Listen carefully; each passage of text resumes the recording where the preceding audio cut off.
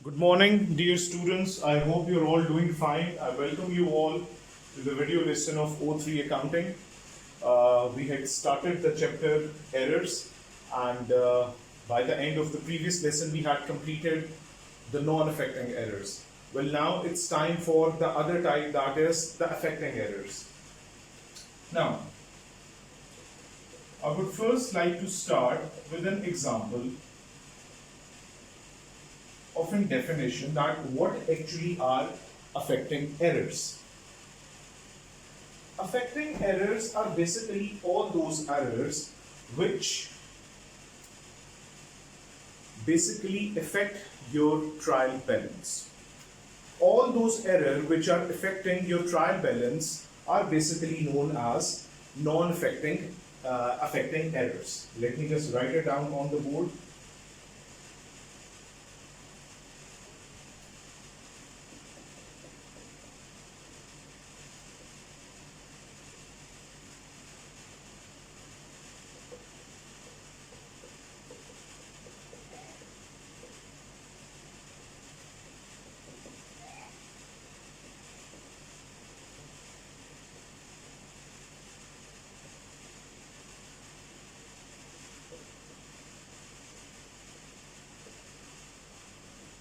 All those errors which affect the sides of the trial balance are known as affecting errors. इस बात का यहाँ पर क्या मतलब है? इस बात का ये मतलब है कि आपके अकाउंटिंग रिकॉर्ड्स में अगर कोई ऐसे एरर्स हो रहे हैं जो कि बेसिकली आपके ट्रायल बैलेंस की दोनों में से किसी एक साइड को भी इफेक्ट कर रहे हैं, तो वो आपके अफेक्टिंग एरर्स। आप ट्रायल बैलेंस को बिल्डअप करते हैं, ठीक है? कैसे होता है trial balance? Let's have a look on it. Trial balance is something like this.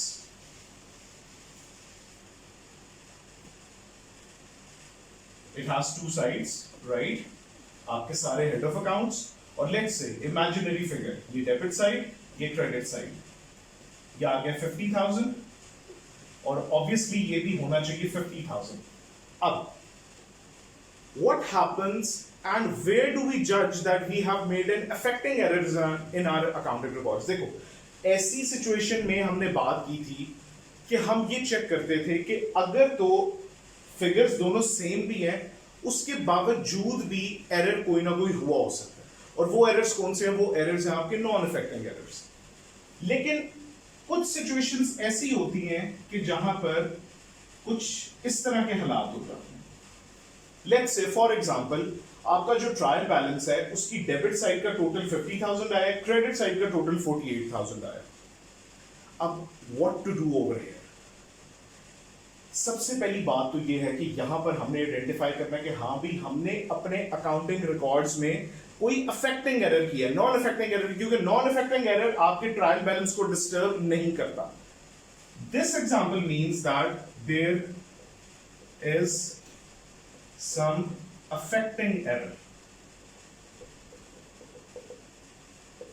in your accounting records. अच्छा, now what to do? हमने अपने रिकॉर्ड्स का सिलसिला लेके आगे भी तो चलना है। अब उसको आगे लेके जाने के लिए what are we going to do over here? हम सिंपली अपने हेड ऑफ अकाउंट्स में जो हमने एक ट्रायल बैलेंस बनाया होता है, हम वहां पर एक इमेजिनरी अकाउंट को क्रिएट करते हैं और उस अकाउंट का नाम है सस्पेंस अकाउंट। और सस्पेंस अकाउंट किस लिए क्रिएट किया जाता है? This is created to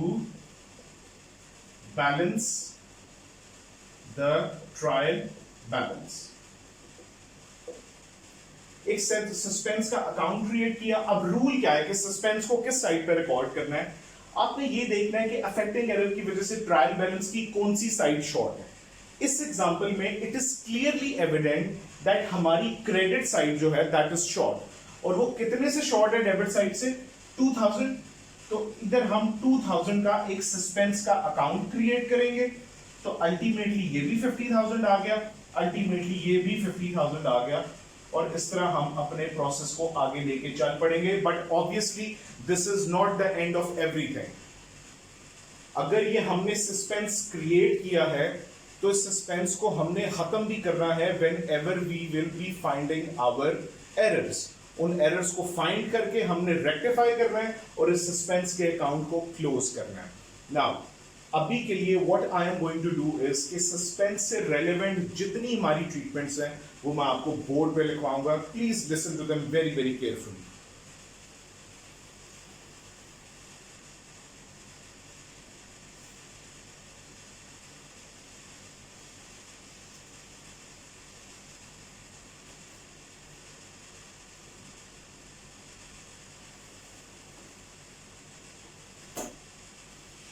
So, suspense account. First of all, used only for affecting errors. बेटा suspense account का आपके non affecting errors के साथ कोई भी ताल्लुक नहीं होता, तो लिहाजा suspense कब ओपन होगा? जब भी हम कोई affecting error करेंगे। Used to balance the trial. ये किस लिए इस्तेमाल होता है? ट्रायल बैलेंस को बैलेंस करने के लिए। तीसरी बात, always created on the side of trial balance which is short. जैसे हमने पिछली एग्जांपल में देखा था कि क्रेडिट साइड शॉर्ट थी कितने से? 2000 से, तो उस साइड पे हमने सस्पेंस को क्रिएट कर दिया। And the fourth is it is always closed after errors have been found. मतलब जब हमें एरर्स मिल जाएंगे तो हम सिंपली इस अकाउंट को क्लोज कर देंगे डबल एंट्रीज पास करके। ये सस्पेंस की बेसिकली 4 ट्रीटमेंट्स हैं, उसकी 4 कैरेक्टरिस्टिक्स हैं। ये चारों की 4 characteristics after we get to know कि अफेक्टिंग एरर्स के रीजंस क्या होते हैं, मैं एक एग्जांपल के साथ ये सारे स्टेप्स आज आपको इस लेसन में करवाने वाला हूं। सो मूविंग ऑन, हम देखते हैं कि हमारी जो सस्पेंस अकाउंट है वो क्यों क्रिएट होता है, क्यों अफेक्टिंग एरर्स अराइज होते हैं हमारे अकाउंटिंग रिकॉर्ड्स में।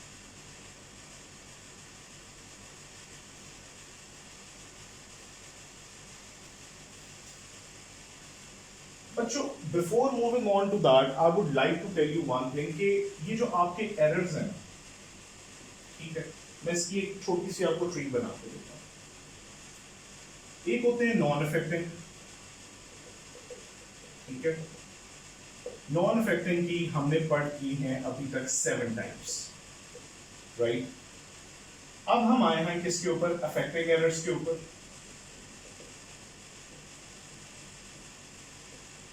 ये अफेक्ट करते हैं ट्रायल बैलेंस को, अफेक्ट्स ट्रायल बैलेंस, ठीक है। ये वाले does not effect trial balance. अब बच्चों फर्क हमने जो आज सीखना है, बिकॉज ये पार्ट हम पढ़ चुके हैं, we are on this part now.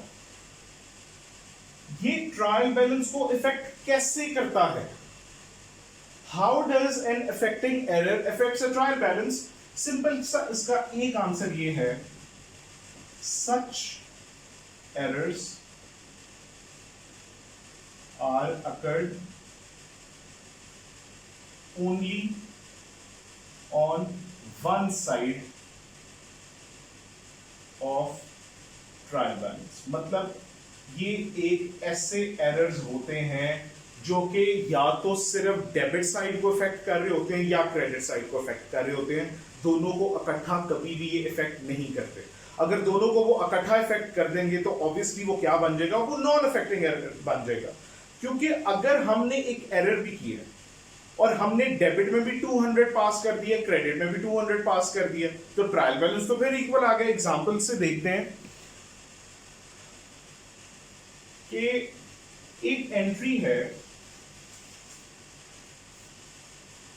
Let's say sold goods on cash for 200, cash account debit 200 to sales account credit 200। अब बेटा यही मैं अगर 200 के बजाय 300 से दोनों साइड्स पर एंट्री पास कर दे तो ना, ये है तो गलत है, it is wrong, but it is a non affecting error. Why so? वो इसलिए कि आपकी डेबिट साइड पर भी और क्रेडिट साइड पर भी इक्वल इफेक्ट किया है। तो इससे क्या होगा, trial balance would be same. मतलब हमने जो इफेक्ट पास किया है उसकी वजह से ट्रायल बैलेंस के डेबिट साइड पर भी 300 का इफेक्ट किया है, क्रेडिट साइड पर भी 300 का इफेक्ट किया है। अब ये अफेक्टिंग एरर कैसे होता है, let's have a look on. Affecting error ऐसे हो सकता है कि लेट्स से हमने यही एंट्री पास करनी थी, हमने कैश को डेबिट कर दिया 200 से और सेल्स को क्रेडिट कर दिया 300 से। This is an effecting error. ये इफेक्टिंग एरर है। कैसे इफेक्टिंग एरर है कि एक साइड को आपने और फिगर चार्ज कर दिए, दूसरी को और फिगर चार्ज कर दिया। अब यही जब ट्रायल बैलेंस में जाएंगी, it would not be same. Debit और क्रेडिट साइड इक्वल नहीं आएगी क्योंकि इस ट्रांजैक्शन की एंट्री में हमने 100 रुपीज का फर्क डाल दिया इस साइड। ये एक affecting error. This is what we call an affecting error. I hope it's clear to everyone.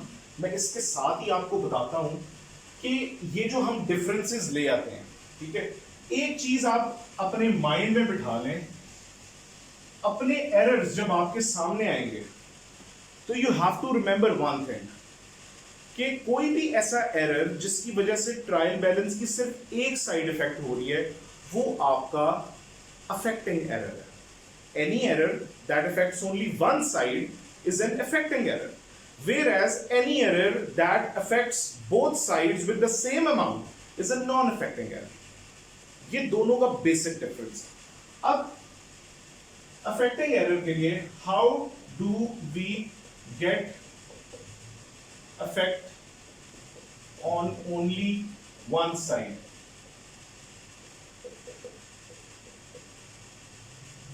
मतलब अफेक्टिंग एरर्स अराइज कैसे होते हैं,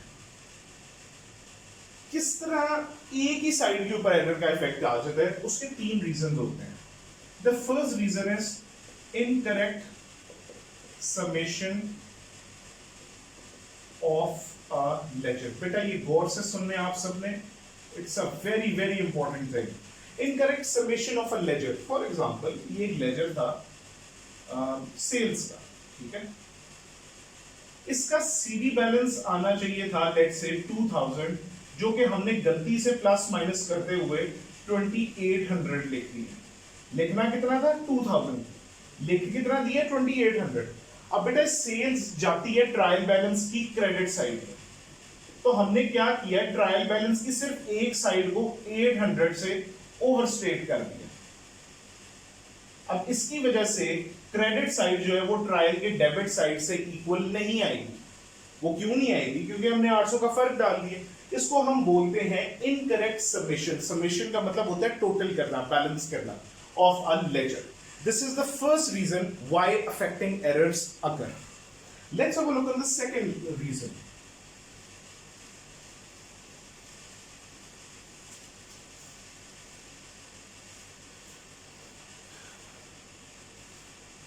The second reason is different amounts posted on both sides. अब ये हमने अभी स्टार्ट करने से पहले एग्जांपल देखी थी कि एक एंट्री थी सोल्ड गुड्स फॉर कैश 200, तो हमने कैश को तो डेबिट कर दिया 200 से, लेकिन हमने सेल्स को क्रेडिट कर दिया गलती से 300 से। दैट मींस ये दोबारा इफेक्ट जाना है ट्रायल बैलेंस की क्रेडिट साइड पे। तो हमने ट्रायल बैलेंस की क्रेडिट साइड को 100 से ओवरस्टेट कर दिया, मतलब again there is an effect only on one side, only on one side, ठीक है। अच्छा, ये हो गया हमारा सेकंड रीजन। अब थर्ड रीजन क्या है?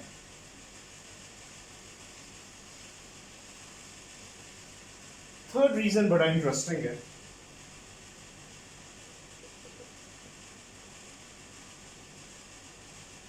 No debit passed for a credit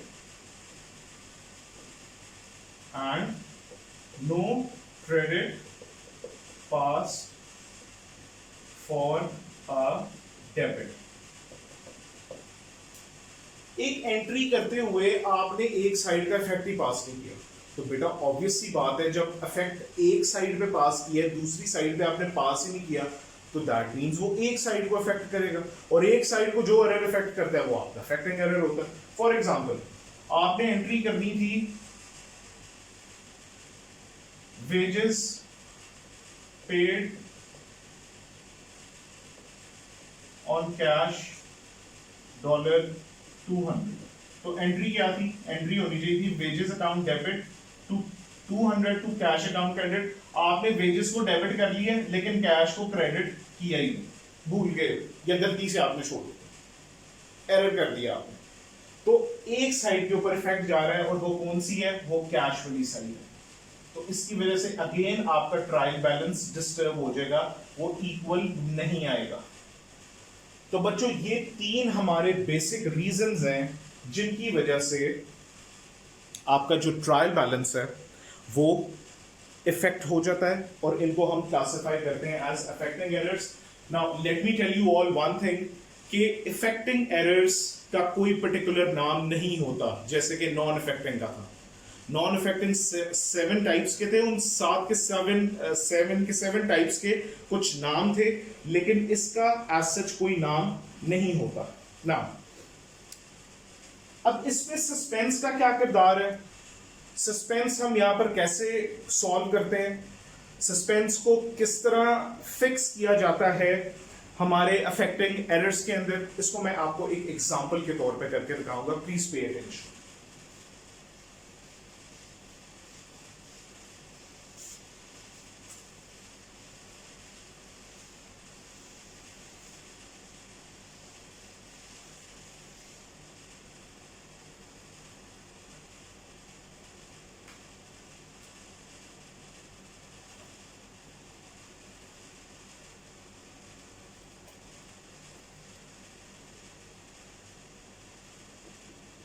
A business's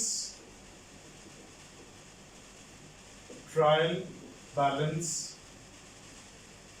did not agree।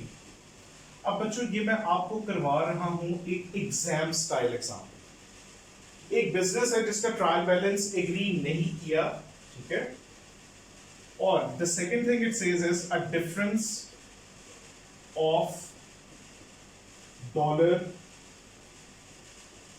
$110 debit was found। इसका मतलब क्या है? इसका मतलब ये है कि आपकी जो डेबिट साइड है इस बिजनेस की वो शॉर्ट थी, तो इसलिए क्या होगा? एक सस्पेंस अकाउंट क्रिएट हो जाएगा, कितनी अमाउंट के साथ? 110 के साथ। अगर मैं आपको पहले दिखा दूं तो वो इस तरह का कुछ लगेगा, सस्पेंस, और यहां पर आ जाएगा ब्रॉट डाउन कितना? 110। जो भी साइड शॉर्ट होती है वहां पर सस्पेंस क्रिएट होता है विद 110, राइट? अब let me just complete the other part of the question as well. आप तब तक इसको जरा गौर से देखें। I just need 10 to 20 seconds, मैं थोड़ी सी इंक रिफिल कर लूं अपने मार्कर के अंदर। Please go through the question. The question says that एक बिजनेस है जिसका ट्रायल बैलेंस एग्री नहीं कर रहा। एग्री ना करने का क्या मतलब है? कि उस ट्रायल बैलेंस की जो दोनों साइड्स हैं, the debit side and the credit side, वो इक्वल नहीं आ रही। और उनमें कितना डिफरेंस है, उसमें $110 का डिफरेंस है, और वो डिफरेंस किस साइड पे है, डेबिट साइड पे है, मतलब डेबिट साइड आपकी शॉर्ट है। तो ठीक है, हम डेबिट साइड के ऊपर एक सस्पेंस अकाउंट क्रिएट कर देंगे, वो हमने करके देख लिया। अब देखते हैं कि ये 110 का डिफरेंस आया कैसे। ये एग्जांपल कहता है कि देयर वर सम एरर्स। पहला error, it says interest received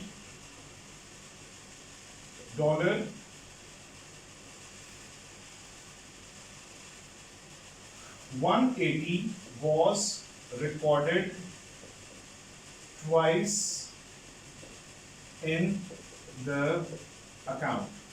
Now बच्चों, let me tell you all one thing कि जब भी हम एरर्स कर रहे होते हैं अफेक्टिंग, तो उसमें वो जो हम 3 स्टेप्स पास करते थे ना, ओरिजिनल एंट्री, रेक्टिफाइंग और जो एरर होता, उसको करना मैंडेटरी नहीं है, हम डायरेक्टली भी सॉल्व कर सकते हैं। अच्छा देखते हैं जी, इंटरेस्ट रिसीव $100। अब बेटा इंटरेस्ट हमें बैंक से रिसीव होता है, हमारे अकाउंट में आ जाता है, तो इसकी एंट्री एक्चुअली होनी चाहिए थी बैंक अकाउंट डेबिट 180, ये ओरिजिनल एंट्री, और हमारा इंटरेस्ट रिसीव हमारा क्या है, हमारी इनकम है, तो वो क्रेडिट होना चाहिए था 180 से, राइट। अब मैं हर एरर को साथ साथ सॉल्व करता जाऊंगा, जो डबल एंट्री बनती है। वो कहता है कि it was recorded twice into the account. Twice into the account का किससे ये लिंक कर रहा है, ये इसको लिंक कर रहा है इंटरेस्ट रिसीव्ड के साथ। बैंक का उसने जिक्र नहीं ना किया, वो जिक्र कर रहा है इंटरेस्ट रिसीव का। वो कहता है मैंने इसको 180 से रिकॉर्ड करना था, लेकिन इसी अकाउंट में मैंने ट्वाइस रिकॉर्ड कर दिया है, मतलब यहां पर इफेक्ट हमने कितना पास कर दिया है, 180 के बजाय 180 इंटू अगर 2 करें तो 360। ट्वाइस का मतलब है हमने डबल इफेक्ट पास कर दिए। अब देखा जाए तो ये साइड बिल्कुल ठीक है, जिस तरह होनी चाहिए थी। इस साइड के ऊपर गलती हुई है, एक साइड पर गलती हुई है, दैट मींस ये अफेक्टिंग एरर है। ये क्या है, ये अफेक्टिंग एरर है। अब इसको हमने रेक्टिफाई कैसे करना है, मैं यहां पर एंट्री पास करूंगा। सबसे पहले आप ये देखें, इंटरेस्ट रिसीव को आपने क्या कर दिया है, ओवरस्टेट कर दिया। और कितने से ओवरस्टेट कर दिया, ऑब्वियसली 180 से। आपने एंट्री 180 से पास कर दी, 360 से कर दिया, दैट मींस ओवरस्टेट हो गया 180 से।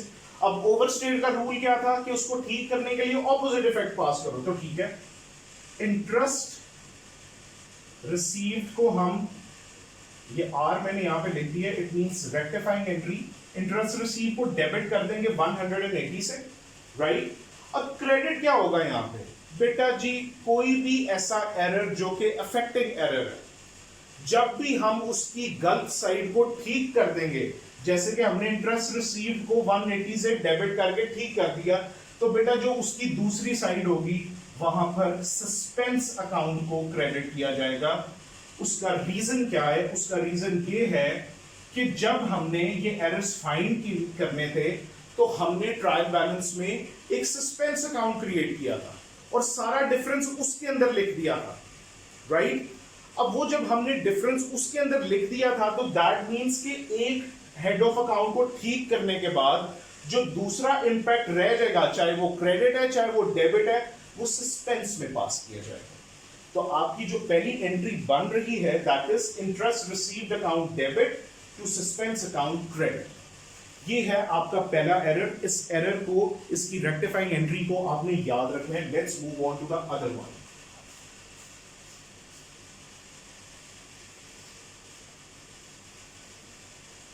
अच्छा, दूसरा एरर ये कहते हैं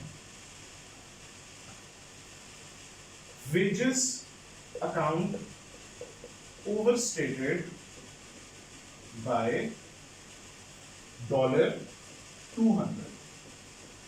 उसने किसी दूसरे अकाउंट का जिक्र ही नहीं किया, सिर्फ वेजेस का जिक्र किया कि भाई हमने वेजेस को ओवरस्टेट कर दिए। कितने से ओवरस्टेट कर दिए, $200 से ओवरस्टेट कर दिए। अब वेजेस अगर नॉर्मली देखें तो होती क्या है, डेबिट। अब ये हो गई नहीं है ओवरस्टेट, इसको ठीक करने के लिए हम क्या करेंगे, ऑब्वियसली क्रेडिट करेंगे। तो वेजेस तो हो गई यहां पर क्रेडिट, कितने से, 200 से। अब डेबिट क्या होगा यहां पे, as I told you the rule, कि जब भी हम अफेक्टिंग एरर में एक अकाउंट ठीक करते हैं तो दूसरे का इंपैक्ट किधर जाता है, सस्पेंस के ऊपर जाता है। तो सस्पेंस अकाउंट यहां पर 200 से डेबिट हो जाएगा।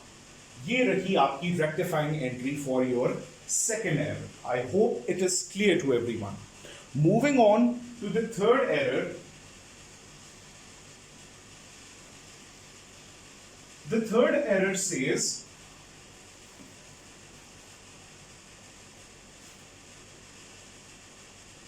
payment for marketing $750 correctly entered in bank account, मतलब पेमेंट हुई थी बैंक से, हमने बैंक में करेक्टली एंटर किया, but posted as $570 in marketing account. Marketing आपका एक एक्सपेंस होता है, उसके अकाउंट में आपने इसको पोस्ट कर दिया है एज 570। अब बेटा सबसे पहले तो इसकी देखते हैं ना ओरिजिनल एंट्री क्या होनी चाहिए। पेमेंट ऑफ मार्केटिंग $750, इधर बैंक का उसने जिक्र भी किया हुआ है, तो the entry should have been marketing account debit कितने से, 750 से, to your bank account credit with 750। Whereas आपने क्या कर दिया है, correctly entered in the bank account, मतलब वो एरर में भी कहता है बैंक जो है वो हमारा बिल्कुल 750 से क्रेडिट हुआ है, लेकिन हमने मार्केटिंग के अकाउंट में एक गलती कर दी है। वो क्या किया है, हमने उसको 750 के बजाय 570 से डेबिट कर दिया। अगेन एरर कितनी साइड्स पर हुआ है, एक साइड के ऊपर, एंड दैट इज मार्केटिंग। अब ये केस अगर देखें तो ये एक केस है अंडरस्टेटमेंट का, हमने कम रिकॉर्ड कर दिया, और अंडरस्टेटमेंट में हम क्या करते हैं, हम सेम इफेक्ट पास करते हैं। तो ठीक है, इसका सेम इफेक्ट पास कर देते हैं। आपकी जो रेक्टिफाइंग एंट्री बनेगी उसमें आप क्या करोगे, आप मार्केटिंग को कितने से अंडरस्टेट कर दिया था, 180 से, मार्केटिंग को 180 से आप डेबिट कर दोगे। तो यहां पर क्रेडिट किसे करोगे, the same rule again applies over here, suspense account को। ये एंट्री होनी चाहिए थी, हमने मार्केटिंग को गलती से 570 से डेबिट कर दिया, हमने अंडरस्टेट कर दिया उसे 180 से, सेम इफेक्ट पास किया, मार्केटिंग को डेबिट किया 180 से, और अदर साइड इफेक्टिंग एरर में किधर जाती है, आपके सस्पेंस अकाउंट में सस्पेंस को क्रेडिट कर दिया। ये रही आपकी third entry. I hope it is clear to everyone. Moving on to the last and the final error. ये बस जितनी मैंने रेक्टिफाइंग एंट्रीज मार्क किए हैं मैं दोबारा लिखूंगा, you have to remember them.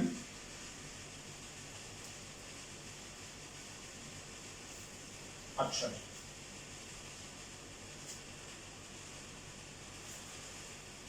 the last says sales return journal overcasted by $50। अब बेटा सिंपली एक अकाउंट का दोबारा जिक्र हुआ है, एक लेजर, एक जर्नल का, दैट इज सेल्स रिटर्न। अब सेल्स रिटर्न क्या होता है, सेल्स रिटर्न बेसिकली आपका डेबिट होता है, और आपने उसको क्या कर दिया, ओवरकास्ट कर दिया। अब इसको डेबिट को ठीक, इसका इफेक्ट करने के लिए ओवरकास्ट हमने चूंकि किया, तो ठीक करने के लिए इसको क्रेडिट करेंगे। तो सेल्स रिटर्न हमारा हो जाएगा क्रेडिट कितने से, 50 से, and the other sides effect would be pass to the suspense account, that is 50। ये रही आपकी रेक्टिफाइंग एंट्री लास्ट एरर के लिए। Now let me just write down all the entries, all the rectifying entries, और फिर देखते हैं कि उसमें हमारा सस्पेंस के साथ लिंक क्या होता है। अच्छा जी, हमारी जो पहली रेक्टिफाइंग एंट्री थी उसमें हमने क्या किया था, एरर 1, मैं वो सारी लिखता जाता हूं। रेक्टिफाई उसको हमने किया था कैसे, interest received debit 180, to suspense account credit 180. ठीक है, फिर था आपका एरर नंबर 2. एरर नंबर 2 में हमने क्या किया था? एरर नंबर 2 में हमने suspense debit 200 to wages account credit 200. then error number 3, इसमें हमने क्या किया था? एरर नंबर 3 में हमने मार्केटिंग को डेबिट किया था 180 से एंड सस्पेंस को क्रेडिट किया था 180 से. And then the last error, error number 4,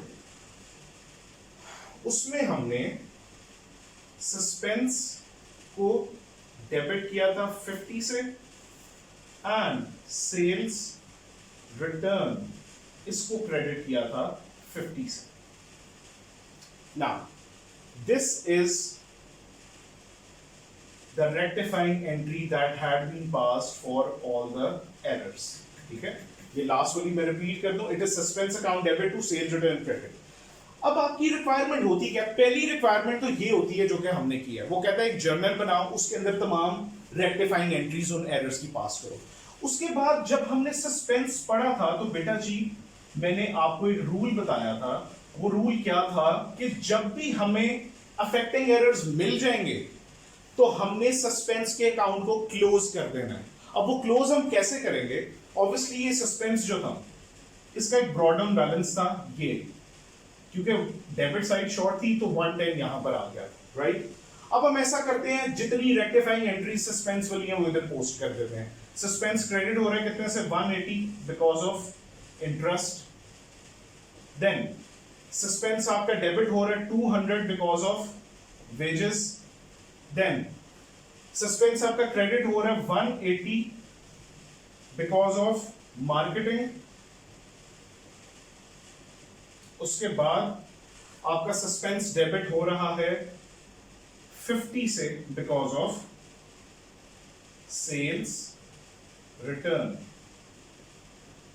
अब बेटा अगर हम इन दोनों साइड्स को टैली करें ना तो देखें दोनों साइड्स इक्वल आ गई हैं. कितने से? 360 से. Suspense account has been closed. इसका मतलब है अगर आप जब भी रेक्टिफाइंग एंट्रीज को पास करके सस्पेंस में पोस्ट करेंगे और सस्पेंस इक्वल आ जाता है दोनों साइड से, that means all your work is absolutely right. तो मोटिव अल्टीमेटली क्या होता है? मोटिव हमारा होता है कि ये सारी एंट्रीज पास करके हमने सस्पेंस अकाउंट क्रिएट करना है. सस्पेंस में सारी एंट्रीज पोस्ट करके उसको हमने इक्वल लेकर आना. This is the real meaning of suspense account और यही इसकी रिक्वायरमेंट मेजरली होती है, एक जर्नल में एंट्रीज और दूसरा suspense account. I hope class this is pretty much clear to everyone. Well, not taking much of the time, I would like to say that I have uploaded along with this video lesson a worksheet as well which has both non-affecting and affecting errors. Please go through them, solve them very carefully, and in case you have any query, please get back to me. Till then, take a very good care of yourself. I hope to see you all very soon, inshallah. Allah Hafiz.